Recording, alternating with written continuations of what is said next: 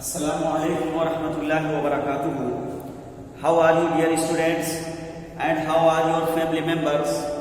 Brothers, as you know, we were reading about the preposition. Today we will read the exercise of the preposition.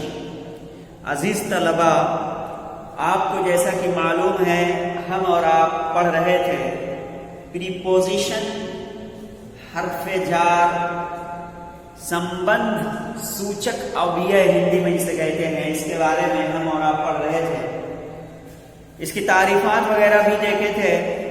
आज इसकी exercise करनी है, लेकिन कब इसके की एक्सरसाइज की जाए, एक बार फिर सरसरी तौर पर इसके नियमों को और इसके कायदों को देख लिया जाए।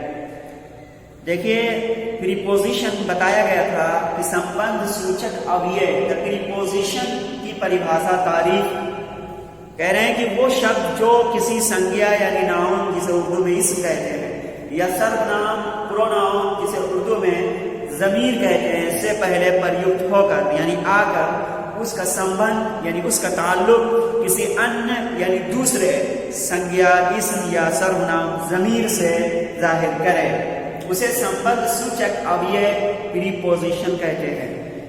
यानी इसमें यह बताना चाहते हैं कि वो अल्फाज जो किसी इसम या ज़मीर से पहले आए और फिर उस इसम या ज़मीर का ताल्लुक किसी दूसरे इसम या ज़मीर से जाहिर करे, उसे प्रीपोजिशन कहते हैं। अंग्रेजी में भी यही बताया है, अ preposition is a word placed before a noun or a pronoun to show its relation with other noun or pronoun। कह रहे हैं कि प्रीपोजिशन एक ऐसा लफ्ज है जो आता है नाउन या ज़मीर से पहले, यानी इसम और ज़मीर से पहले आता है और उसका ताल्लुक दूसरे इसम और ज़मीर के साथ दिखाता है। मिसाल इन्होंने बताया कि the book is on the table, Kiran is playing with me, I am laughing at him, he went to Delhi। पहली मिसाल यानी the book is on the table, इसके बारे में बात कर रहे हैं कि पहले उदाहरण में on ऐसा शब्द है जो संज्ञा यानी टेबल से पहले प्रयुक्त होकर इसका संबंध दूसरी संज्ञा यानी बुक से प्रकट करता है। The book is on the table, जब इस मिसाल को आप देखेंगे तो देखेंगे on the table यानी टेबल से पहले on आया है और ये एक इसम है, इसका ताल्लुक दूसरे इसम यानी बुक के साथ जाहिर कर रहा है। इसी तरह दूसरी मिसाल, दूसरे उदाहरण में विद ऐसा शब्द है जो सर्वनाम यानी मी से पहले प्रयुक्त होकर इसका संबंध संज्ञा किरण से प्रकट करता है। ये मिसाल, किरण इज प्लेइंग विथ मी। अब यहाँ देखिए विथ, ये मी जो कि ज़मीर है इससे पहले आया है और इसका ताल्लुक किरण जो कि इसम है उससे जाहिर कर रहा है। तीसरी मिसाल के बारे में बात करते हुए कहते हैं कि तीसरे उदाहरण में ऐट ऐसा शब्द है जो सर्वनाम हिम से पहले प्रयुक्त होकर इसका संबंध दूसरे सर्वनाम यानी आई से प्रकट करता है।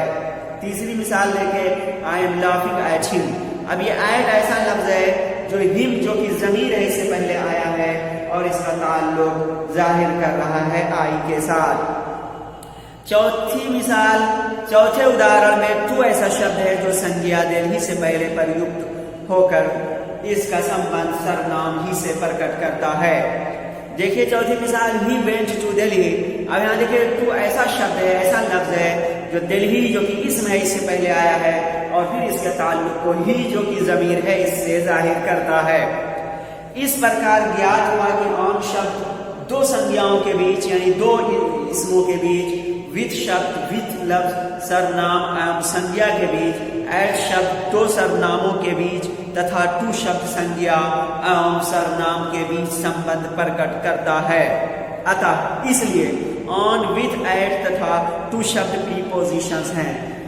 अजीज तलबा, इस कायदे को जान लेने के बाद फिर हम इसकी एक्सरसाइज पर आते हैं और इन्हीं कायदों की रोशनी में यहाँ पे आपको बताना है कि कौन सा लफ्ज प्रीपोजिशन है। तो देखिए, निम्नलिखित वाक्यों में से प्रीपोजिशन छांट कर दिए हुए स्थान पर लिखो।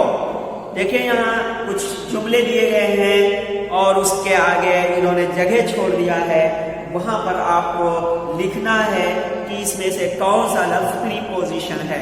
तो नंबर 1 देखिए, किरण वेंट टू दिल्ली। अब बताइए आप लोग इसमें कौन सा प्रीपोजिशन है, बोलिए। किरण वेंट टू दिल्ली, हाँ बताइए, इसमें किरण वेंट टू दिल्ली में कौन सा लफ्ज है जो कि प्रीपोजिशन, बोलिए। हाँ, किरण वेंट टू दिल्ली एक जुमला है, इसमें आपको बताना है कि कौन सा लफ्ज वो है जो कि प्रीपोजिशन है। नहीं किरण नहीं है, इसमें टू लफ्ज है। किरण वेंट टू दिल्ली है ना, तो ये टू जो देख रहे हैं ये प्रीपोजिशन है, यानी दिल्ली से और किरण से इसका ताल्लुक पैदा कर रहा है। और आपने तारीफ पढ़ा है वहां पे कि वो शब्द जो किसी संज्ञा या सर्वनाम से पहले प्रयुक्त होकर उसका ताल्लुक किसी दूसरे संज्ञा या सर्वनाम से जाहिर करे। तो यहाँ पे टू देखिए जो दिल्ली से पहले आया है जो कि नाउन है और किरण भी नाउन है, इन दोनों के दरमियान ताल्लुक पैदा करता है, इसलिए ये प्रीपोजिशन टू है यहाँ। इसके बाद में दूसरा जुमला देखिए, the pen is on the table, कलम मेज पर है। इसमें कौन सा बताओ, the pen is on the table, इसमें कौन सा प्रीपोजिशन, कौन लफ्ज है, हाँ ऑन है। देखिए ऑन द टेबल, ये ऑन लफ्ज आया टेबल जो कि इसमें इससे पहले और फिर इसका ताल्लुक पेन के साथ कर दिया है। तो the pen is on the table, कलम मेज पर है। बहुत अच्छे। इसके बाद में तीसरा जुमला देखिए, the book is in the bag, इसमें कौन सा रहेगा, हाँ बहुत अच्छे माशाल्लाह। The book is in the table यानी in the bag, the book is in the bag, किताब मेज में है, क्या है, किताब बैग में है। The book is in the bag, किताब बैग में है। तो अब यहाँ देखिए इन जो लफ्ज आया है, शब्द आया है, ये बैग से पहले और बैग इसमें है, फिर इसका ताल्लुक दूसरे इसम यानी बुक से जाहिर करता है, इनका ताल्लुक पैदा करता है। आगे देखिए, the ball is under the chair, यानी गेंद में चेयर कुर्सी के नीचे है, इसमें कौन सा है बताइए, हाँ अंडर हो जाएगा।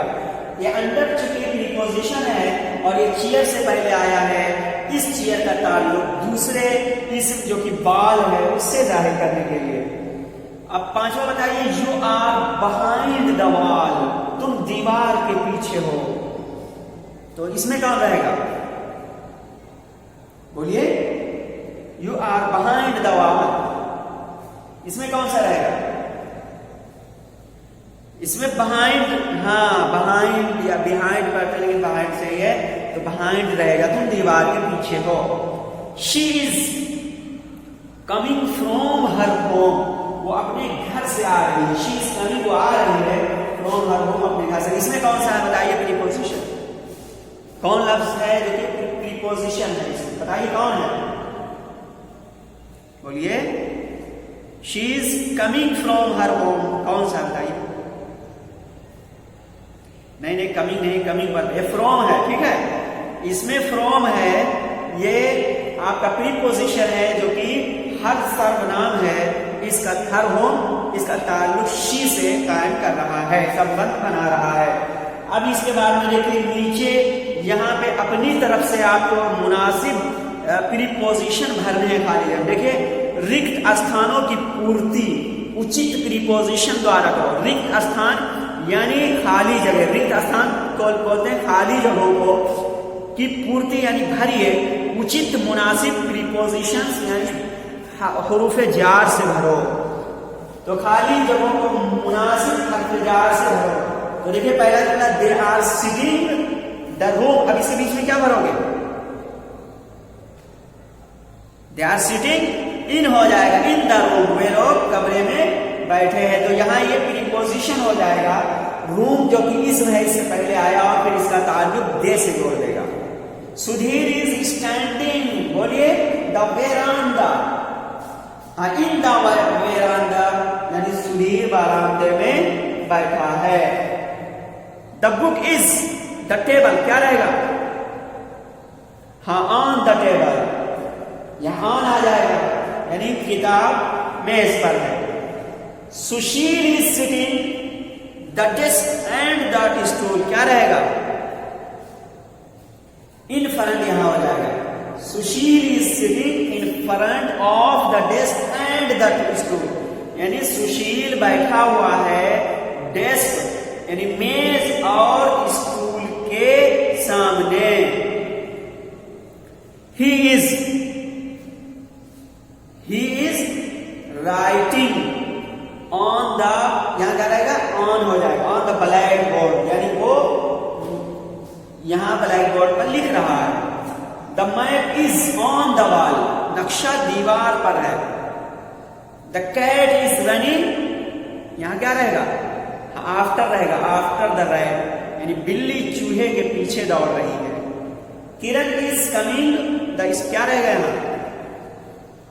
फ्रॉम हो जाएगा। The Kiran is coming from the school, Kiran school से आ रही है।